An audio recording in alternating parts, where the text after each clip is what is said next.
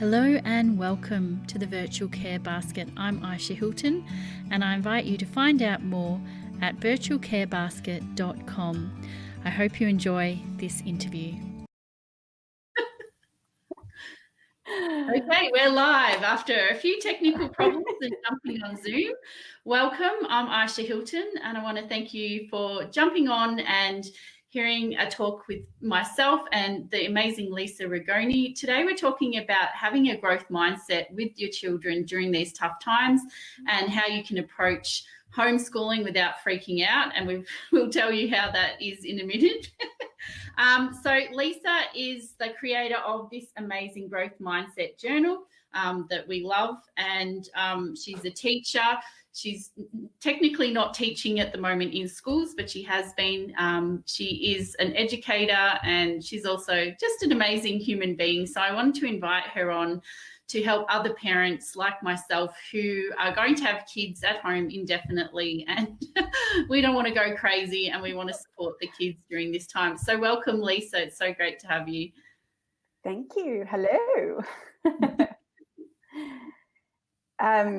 Yes, I mean, former teacher, I guess. I taught for a long time, and somewhere along the way, mindset became my focus, I guess, without realizing it. And then I ended up in business coaching and ended up being a mindset and accountability coach in business coaching, and then decided to transfer that across with the kids because I'd already been doing that in the past. So now we have, a great little blog and page and group and community and things, and it's just growing. So we're here to help you today.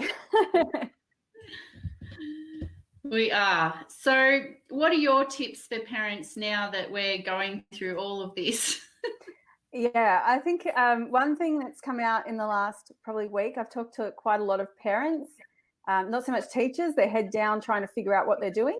But parents in the last week or so are kind of panicking about, oh my gosh, I have to homeschool now and I've never done this before. So I guess my tip is, first of all, you're not homeschooling. This is a hopefully once in our lifetime situation, and it's unexpected, it's unplanned for. So everyone's in the same boat. And, when you're homeschooling, that's a planned thing. You plan to do homeschooling. You can get all the resources together. You know where you can go to talk to people. This is not a homeschooling situation. At the moment, it's kind of a panic and let's figure out how to make it work together. And then down the track, if this continues for months, then it'll become a remote learning situation. Your school will guide you through that. So my advice right now is don't stress. Like, this is not homeschooling. Your kids are not going to fall behind. If the school's sent stuff home, it's more because the parents feel, the educators feel like they have to send stuff, because if they don't, parents might complain that there's no work being sent home. So they're trying to keep up as well. Like, this is all new for them. So they're sending stuff home to give you something if you want to do it. But if you don't get to it, don't stress. If your kids aren't doing it, or it's not quite working, or you haven't got the routine, or if you still have a job and you're working at home, your priority is bringing income in for your family, and everything else will work out eventually. So take that pressure off yourself. Enjoy the time with your kids. Yeah, really. It's not the end of the world. I mean, there's studies that say kids are going to learn 80% of what they will learn irrespective. So a few weeks off school is not going to be the end of the world. And I can guarantee if your kid's not doing it, the other 29 kids in the class are probably not doing it either. And even if there are some that are, they're not going to be any further ahead or behind, because the teacher still needs to guide that learning anyway. And so my son's at a private school and they closed last week and they're way ahead. And at first I was like, oh, I don't really want to do the learning stuff this week. And then I reframed it and said, well, it gets him into the habit and gets us familiar with the online learning technology that they're using, so that when we do come back after the Easter break, then we're sort of set up already. That's the only reason I'm doing it, but I'm not overly fussed with it. But the principal released a video every day. Yesterday he was in the playground with two other people, and so they've made it really fun. And then something that I've liked that our parent cohort for that particular year level has done, has organised a Skype video call at 2:00 and I think 11:00 every day. So the kids jump on and have a chat, and they're hilarious to listen to. Like, they're so excited. Like, can you see me? Can you see me? And so there's lots of opportunities, I think, to make it fun. And to take the pressure off. So obviously I'm still working from home. I want Spencer to get some value from the learning, but I'm not like putting all that pressure on myself. And he's only in grade 2. So he's got a lot of time before he goes to year 12. So I'm more feeling for the year 12 students, but even then it's like, this is nothing we've ever experienced before. And so it's all uncharted territory. And I think it's a good opportunity for schools to try something new anyway, frankly, and get into the 21st century. I know. And this is something like, all my coaching is, predominantly, well, not all, predominantly overseas. 95% is out of Australia. So, you and I, we're used to using this sort of technology. So it's interesting to see the schools now having to catch up and work it out and what they're doing about it, and seeing the teachers like come together. Like, if you ever questioned what teachers do, in the last couple of weeks, they're trying to figure out how to get online learning for all their students. They're trying to get packs together so that they've got something to give their students. They're trying to actually still teach in the classroom in some of the states. Then they've got their whatever's going on at home with their kids. There's so many layers of what teachers are doing at the moment. So, I mean, all props to them, because it's not a fun time, but they're coming together and they're making it work. They're figuring it out together, which is great. I was going to say something about something else. Oh, the year 11 and 12s, right? So that's like probably the main thing that we're going to be worrying about, because they really do have to, they have a very strict structure, and it's important years for them. So I know that a lot of the schools are focusing on that first, and for ours, we've got live learning already happening for our year 11 and 12s, and and then they're going to filter down through the year levels, age appropriate stuff. So by the time they get to primary school age kids, it's going to be kind of a bit of like, here's a video, watch that, do this lesson. So it'll be guided for us. We won't be fully homeschooling. The teachers will be there to guide in some way. And like, over the years, I've thought about homeschooling, and then I thought, no way, I don't have the capacity or the patience. And I want to work, and it's hard enough in the school holidays having the kids home, let alone trying to educate them. So I think, we just need to be kind to ourselves. And I think for me, it's having that extra time with your kids, not having to do the school run in the morning is quite nice. Rushing around. So how can we support children? Like, obviously, most of us are probably trying to minimize their exposure to the coronavirus mayhem news that's out there. But what else can we do to support them with a growth mindset during these challenging times? Yeah, I think, talking to your children about it in a fearful way, like looking at what the facts are, showing them the correct sites to go to. So in Australia, we've got health.gov.au, the World Health Organization site, and just going through, because it's very black and white factual stuff, like wash your hands, stay away from people, 95% of people are going to be okay. And realistically, what we're doing is not stopping you from getting it, but we're slowing down the speed with which people get it, so more people can get healthy, and then hopefully less people get it and less people die, or less people have to go into hospital. So there are a couple of good packs around. I'm actually going to do a live lesson. I'm going to teach a lesson next week. We'll share that for sure. Yes. Okay, that'd be great. And that's going to go about the virus, or so it's a lesson on the virus. So we'll do it. It'll be parents and children, like parent and child sitting together. I'll guide the lesson. You'll need to work with them to answer the questions. But what you'll see is that it goes through a process of like how they're feeling at the moment, and then what's really going on, the facts, and then how they're feeling at the end. And you'll see a big difference. That, I've had a few teachers come back and tell me how they've used it in the classroom. Awesome. I can't wait. I can't wait. We'll definitely, if you're listening to this, stay tuned, because we'll share the link. Maybe not today, but I will share the link. So keep following whatever I'm doing. So there was a couple of other points we were going to talk about which have totally evaporated from my mind, and with the technology problems I can't find my notes. So That's all right.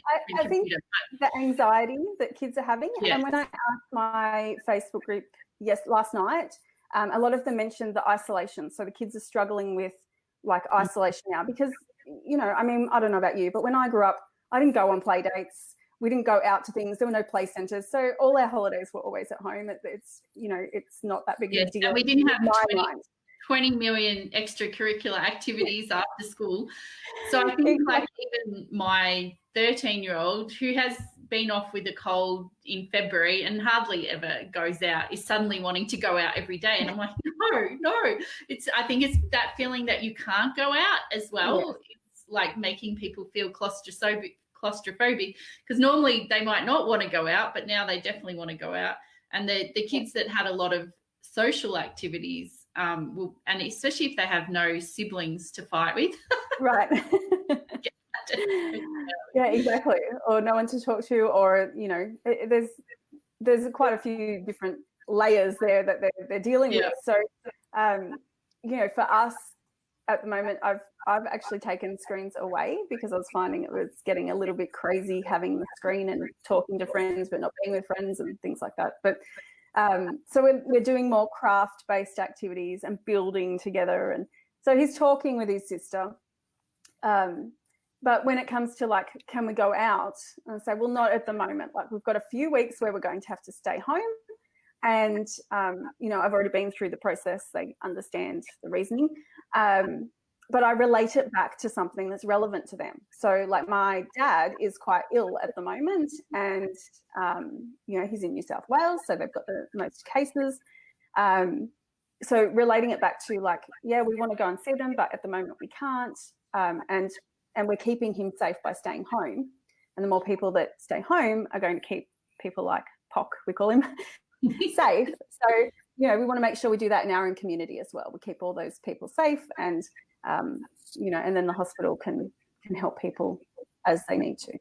So they've been pretty good at understanding that. I mean, I feel like after a few weeks, it's going to go one way or the other. Either they're going to be going stir crazy and driving me insane, or they're going to have adapted, which is what kids do. They adapt. So I expect that's what we're all having to do right now, I think, is adapt. And there's a bit of grief, I think, that we're all feeling about what's going on as well. Yes. Yeah, absolutely. Yeah. So and different kids are going to have that anxiety in different ways. So some will act out, some will get aggressive, some will get angry, some will cry, some will shut down. You know, you just need to be aware as a parent. I would focus on that more than I would the schooling, just making sure that you're listening to them, spending time with them, do things that connect you and have fun. Like we were doing a lot of board games, Lego, building things, creating things out of paper. There's heaps of stuff you can do. Cards are getting a workout too. And I don't know how the youngest person always seems to win with their haphazard approach. So if you're listening to this live or you're on the replay and you've got a question for Lisa, please feel free to pop it in the comments and we'll get back to you either on this live version or we'll come back and answer them later. So feel free to ask any questions. So Lisa, what's some of the other things, aside from craft and board games, what other things are you thinking families could do at home? Especially, I guess, things that if you are working from home or you've got stuff you need to do that you can give to your kids to do without having to monitor them or put them on screen time. Yes.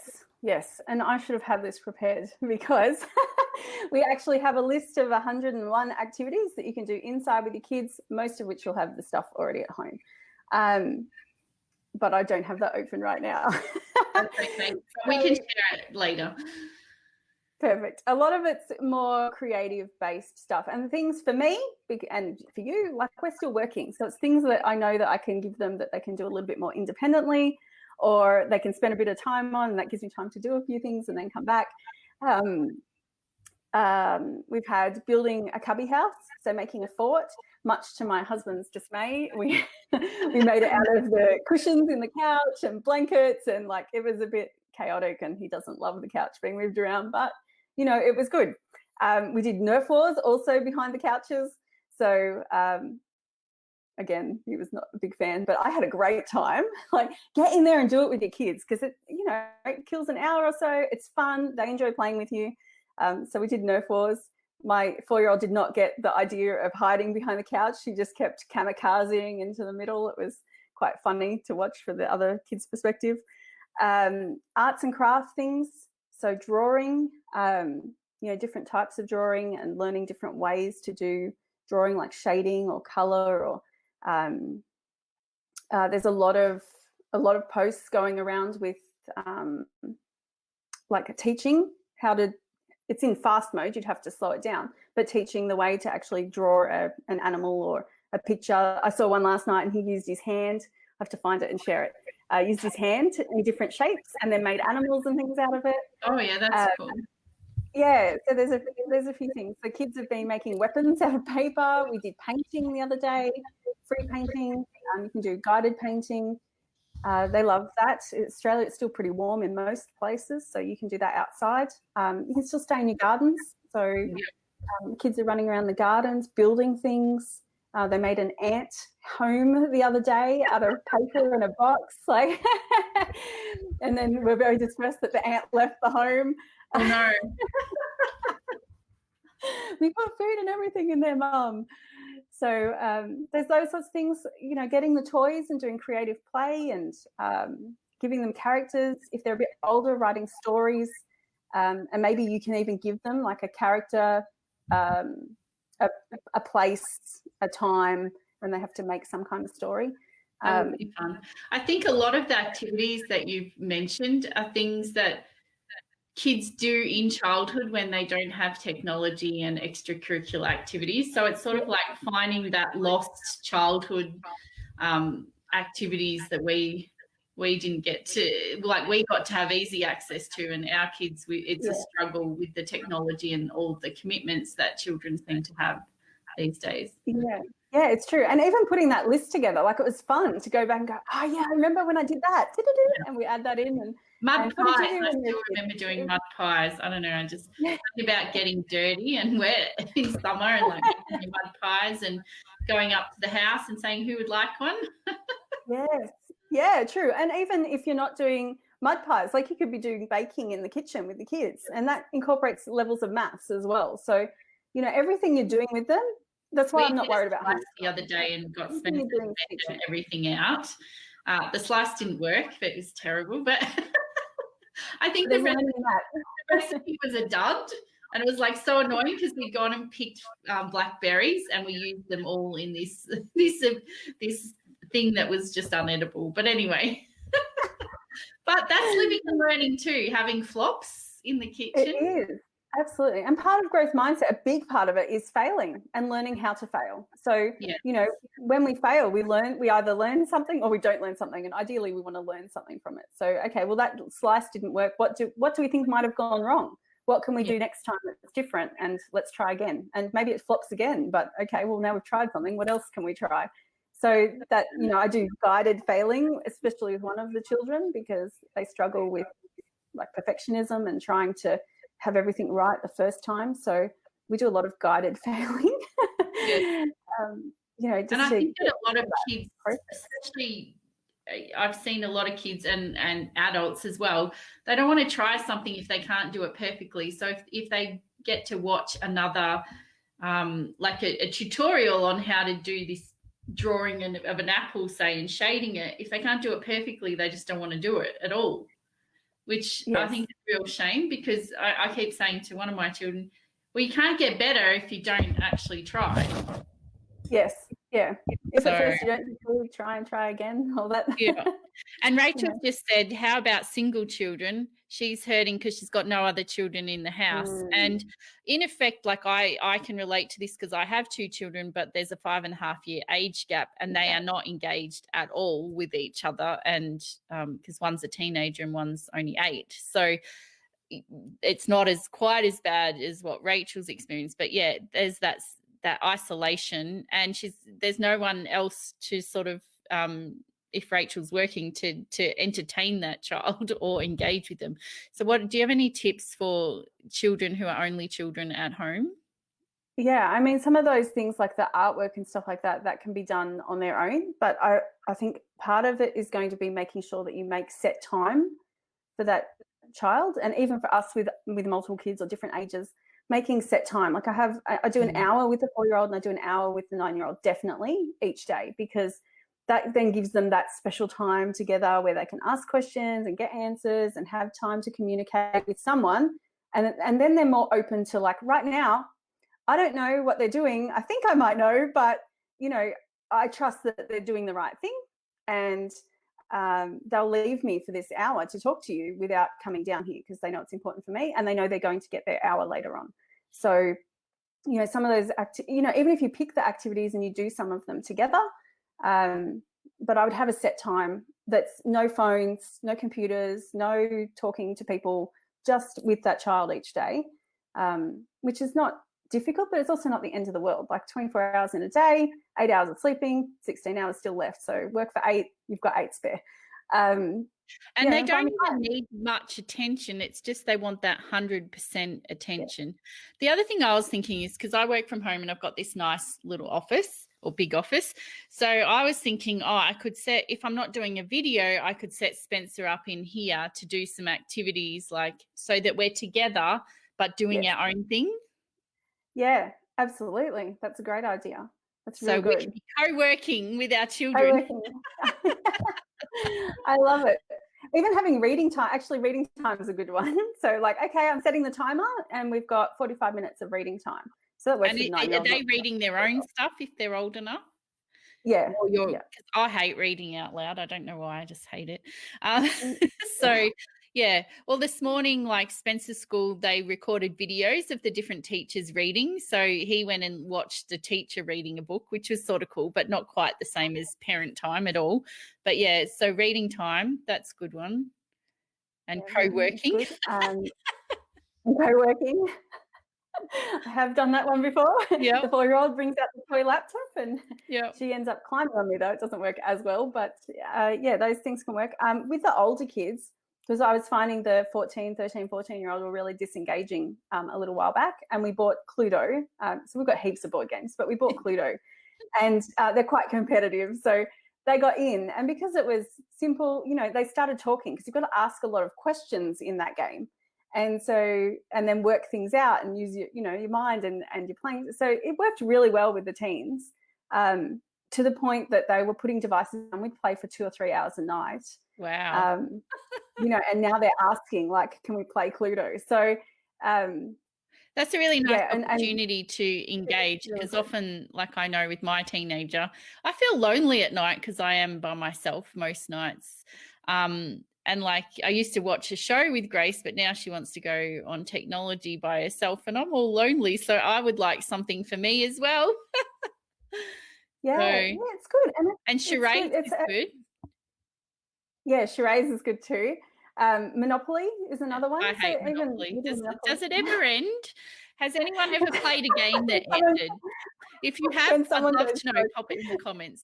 And if you've just joined us, you can watch the replay later if you've missed some of it. But Lisa shared some great tips for us parents on how to engage and entertain the children and help them with their growth mindset and their anxiety. But if you have any questions for Lisa, pop them in the chat, or any feedback. We'd love to hear from you, whether you're on the replay or listening live.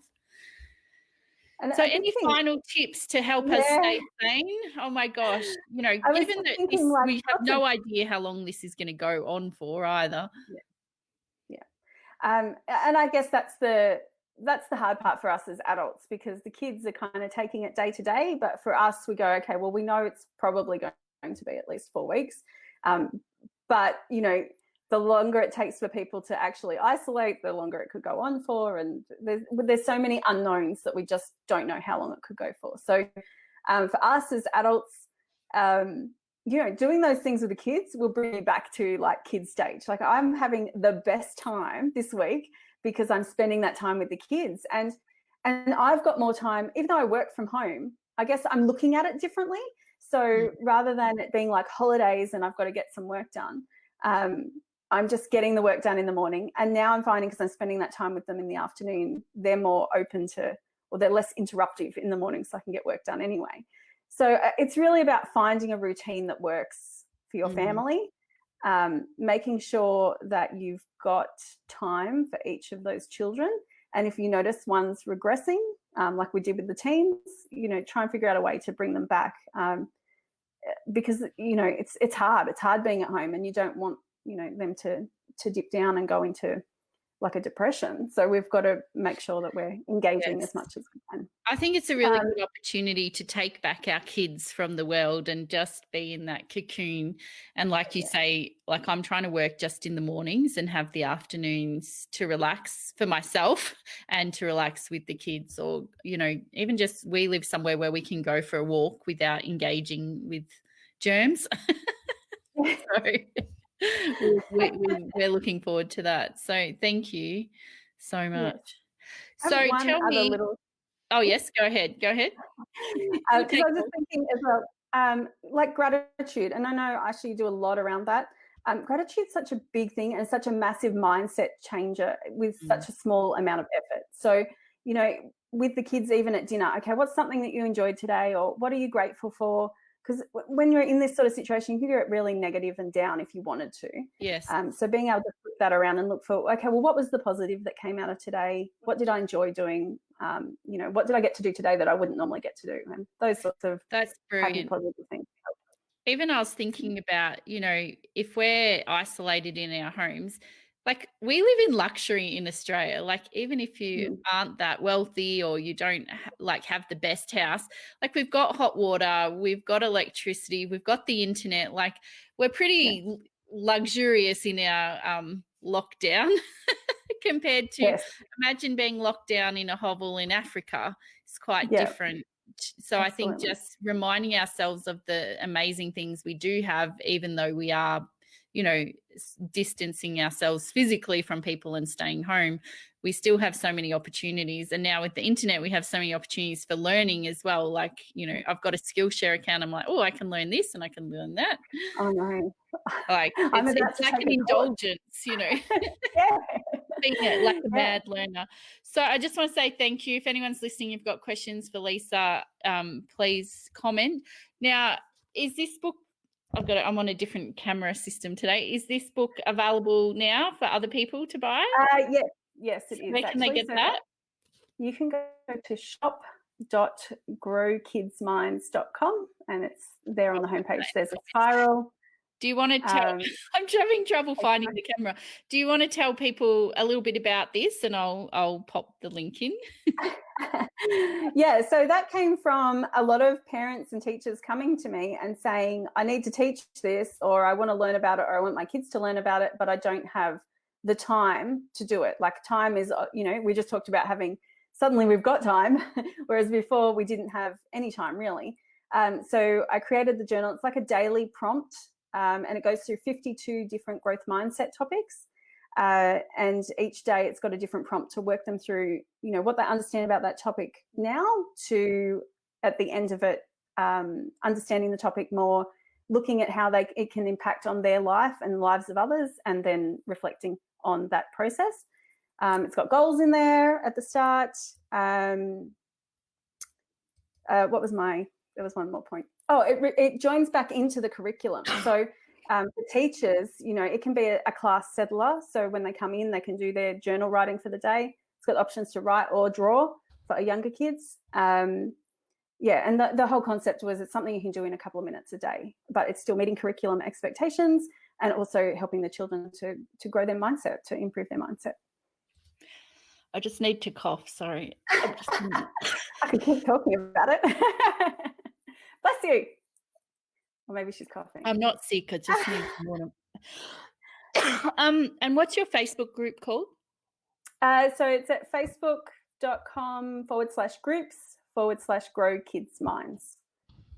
I'm like Grow Kids Minds everywhere. Sorry, guys. Oh, my God, I'm going to have a coughing fit. Can you talk? Oh, no. Yeah, sure. What can we talk about? The mindset thing, it's definitely helping parents. They can do it in the car. They can ask the question in the car with the kids. And one big thing about growth mindset that I'd like to actually say, well, I actually can't talk, that, sometimes when it's taught, I feel like it's been misinterpreted. So people think it's either you have a growth mindset or you have a fixed mindset. If you've got a growth mindset, you're awesome, you're good to go. If you've got a fixed mindset, well, you need to work on things and get a growth mindset. It's not really like that. There's like a continuum. There's a lot of bits in between fixed and growth. And depending on the topic, you can have a fixed mindset in one and a growth mindset in the other. So, you might feel like you're not good at maths, but you're great at English. So, the book that I've created goes through a lot of different topics about how to change, when you're feeling negative or you're unsure of yourself, how to change that and improve it over time across various different topics. And that includes curriculum. Are you feeling better? Yes, I was just getting the links for your things. I just saw you got 29,000 people in your Facebook group. On the page. I think the page. On the page, yeah. Oh my God, that's awesome. Yeah. So thank you for joining us. Feel free to comment and we'll get back to you. I hope that you are staying sane with kids at home and that some of the tips that Lisa has shared will be helpful to you. I know they'll be helpful to me. And yeah, if you want to find out more, go to growkidsminds.com or look up Grow Kids Minds on Facebook to find out more about Lisa's work, because she's a gem. And we will share the resources that she's compiling. We'll share them out next week when they're completed. So this event is part of my virtual care basket. It's the virtual care cafe now, I'm calling this sort of thing. So if you want to find out more about different things that we're running, it's virtualcarebasket.com, and we've got live events and we've got things that people can download. We'll have a link to Lisa's resource once that's completed. So thank you so much for joining me. Take care, everyone. Have a fabulous day. And thank you, Lisa, for your time. No problem. Thank you. Enjoy the time with your kids. Enjoy. Bye. Bye. Hi, this is Aisha again. I hope you enjoyed this video. Feel free to subscribe and to check out the website virtualcarebasket.com. You can also find out more about me at aishahilton.com. Have a fabulous day.